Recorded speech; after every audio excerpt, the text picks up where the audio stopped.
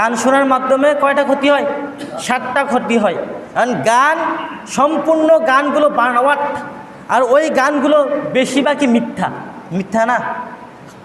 1 নম্বর, গান শুনলে কি ক্ষতি হয়? 1 নম্বর, আল্লাহ রসুল সাল্লাল্লাহু আলাইহি ওয়াসাল্লাম হাদিসের থেকে বর্ণনা এগুলা। 1 নম্বর ক্ষতি হলো, যে যত বেশি গান শুনবে, যে কি বলবে, যত বেশি কি শুনবে? গান শুনবে। আল্লাহর রসুল বলেন তার অন্তর এত বেশি মুনাফিকি তৈরি হবে, নাউজুবিল্লাহ বলেন। তার অন্তর এত মরবে, যে যত গান শুনবে তার অন্তর তত বেশি মুনাফিকি তৈরি হবে, তার অন্তর মরে যাবে এবং মুনাফিকি তৈরি হবে। এই কারণে গান শোনা যাবে না।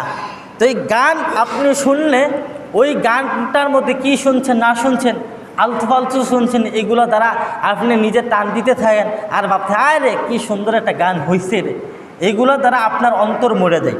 2 নম্বর হলো গান মানুষকে, যে গান শুনবে, যারা গান শুনবে, গান মানুষকে জেনার দিকে বেশি দাবিত করে, নাউজুবিল্লাহ বলে। গান মানুষকে জেনার দিকে দাবিত করে। যেমন একটা মেয়ে গান গাইলো, আপনি তার গানটা শুনে হাই তার কণ্ঠটা কত সুন্দর, মায়েরা কত সুন্দর, এভাবে কল্পনা করতে করতে এক পর্যায়ে ওই মহিলার, ওই মেয়ের প্রতি আপনার আকর্ষণ চলে যাবে আর জেনা পায়দা হয়ে যাবে, জেনা সৃষ্টি হয়ে যাবে। এই কারণে গান মানুষকে বেবিচারের দিকে দাবিত করে, গান শোনা যাবে না। 3 নম্বর হলো, আল্লাহর রসুল বলেন যে গান শুনবে ওই গান তার মস্তিষ্ককে নষ্ট করে দেয়, তার জেনকে নষ্ট করে দেয়। তার জেন কিছু ভালো বুঝে না, খারাপও বুঝে না, হালালও বুঝে না, হারামও বুঝে না।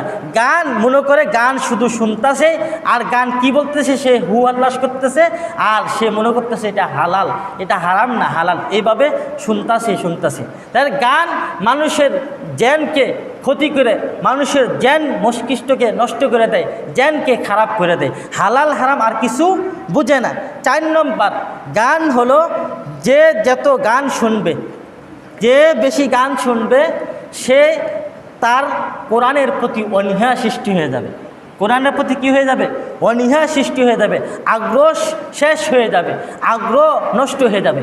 গান যে বেশি শুনবে তার অন্তর, তার কোরআনের প্রতি অনীহা সৃষ্টি হবে।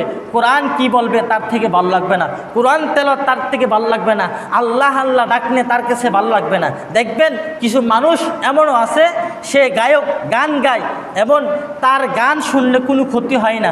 যখন মসজিদ থেকে আজান দেওয়া হয়, আস-সালাতু খায়রুম মিনান নাওম, আল্লাহু আকবার বলা হয়, আস-সালাতু খায়রুম মিনান নাওম বলা হয়, হাইয়া আলাস সালাহ, হাইয়া আলাল ফালাহ বলা হয়, তখন ওই ব্যক্তি বলে হাই আজান দিয়ে আমার ঘুমটা নষ্ট করে, নাউজুবিল্লাহ বলে।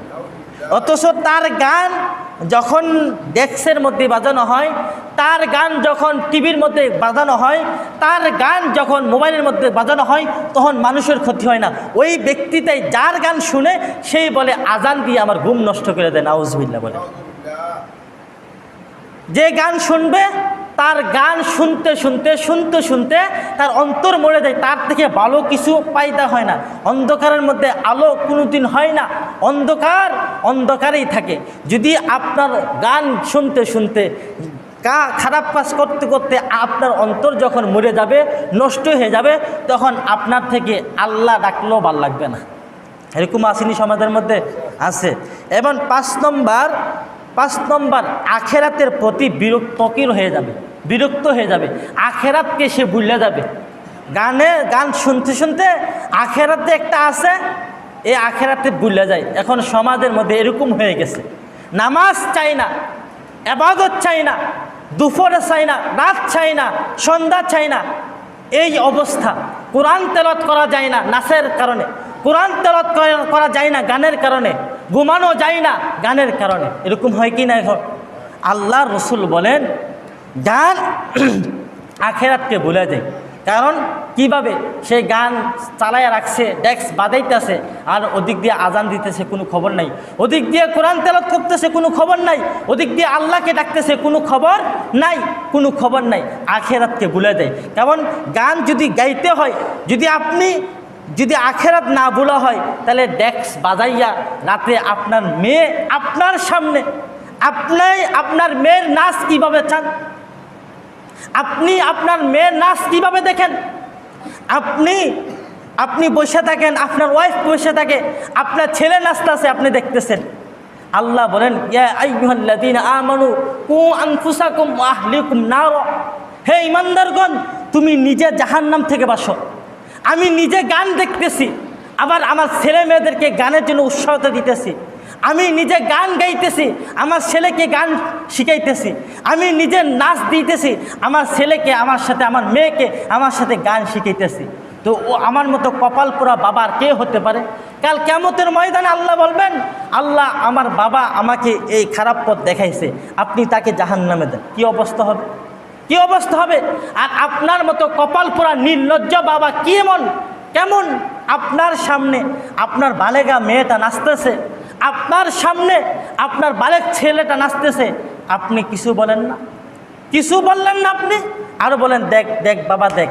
বরঞ্চ এমনও আছে আমাদের সমাজের মধ্যে, গানটা বাইর করে নিজের মোবাইল থেকে, বাবা তুমি গানটা দেখো, গানটা মুখস্থ করো, এরকম বলে কি না? আসেনি? হ্যাঁ, এগুলো নিষেধ করা যাবে না। এরপরে 6 নম্বর হলো, আল্লাহ রসুল বলেন গান গুনাহের প্রতি মানুষকে আগ্রহ বাড়ায় দেয়। নাউজুবিল্লাহ বলে, গুনার প্রতি মানুষকে কি করে? গান আগ্রহ বাড়ায় দেয়। যে গান যত শুনবে তার গুনাহ তত করতে মন চাবে, গান যত শুনবে গুনাহ তত করতে মন চাবে। আর 7 নম্বর হলো, গান জিহাদের চেতনা, জিহাদের তার মধ্যে তামান্না ধ্বংস করে দিবে। নাউজুবিল্লাহ।